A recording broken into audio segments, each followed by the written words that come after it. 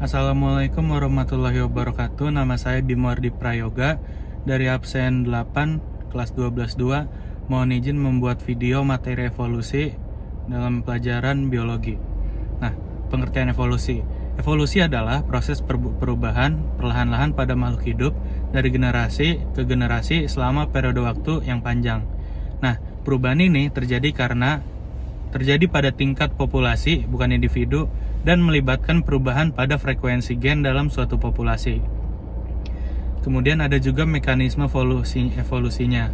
Ada beberapa mekanisme utama yang mendorong evolusi. Yang pertama ada seleksi alam.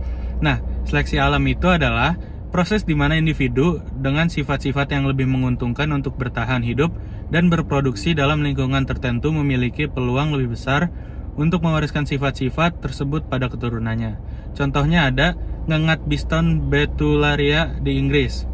Nah, kemudian ada mutasi genetik, yaitu perubahan acak pada materi genetik atau DNA suatu organisme.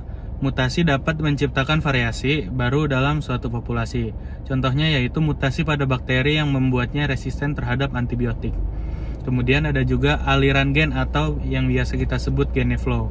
Gene flow adalah perpindahan gen antar populasi. Aliran gen dapat memperkenalkan variasi baru ke dalam suatu populasi atau mengubah frekuensi gen yang ada. Contohnya yaitu perpindahan serbuk sari dari suatu populasi tumbuhan ke populasi tumbuhan yang lain. Kemudian ada juga hanyutan genetik atau yang biasa kita sebut genetic drift, yaitu perubahan acak pada frekuensi gen dalam satu populasi, terutama populasi kecil. Contohnya yaitu pada populasi kecil ada sebuah bencana alam yang dapat secara acak menghilangkan sejumlah besar individu, mengubah frekuensi gen populasi yang tersisa. Nah, bukti-bukti evolusi, ada juga bukti-bukti evolusi yang mendukung teori evolusi. Yang pertama ada fosil.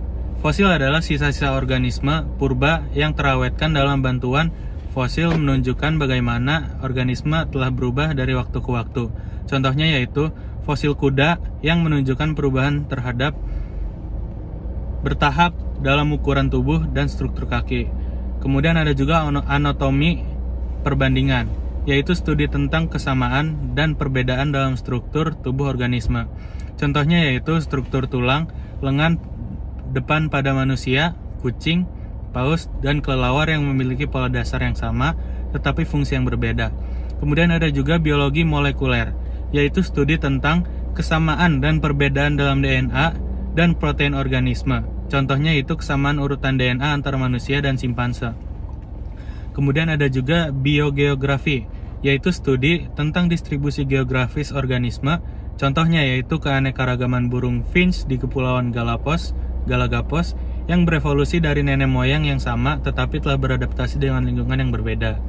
Kemudian ada juga embriologi perbandingan, yaitu studi tentang perkembangan embrio organisme. Contohnya yaitu embrio ikan, reptil, burung, dan mamalia memiliki kesamaan dalam tahap awal perkembangan.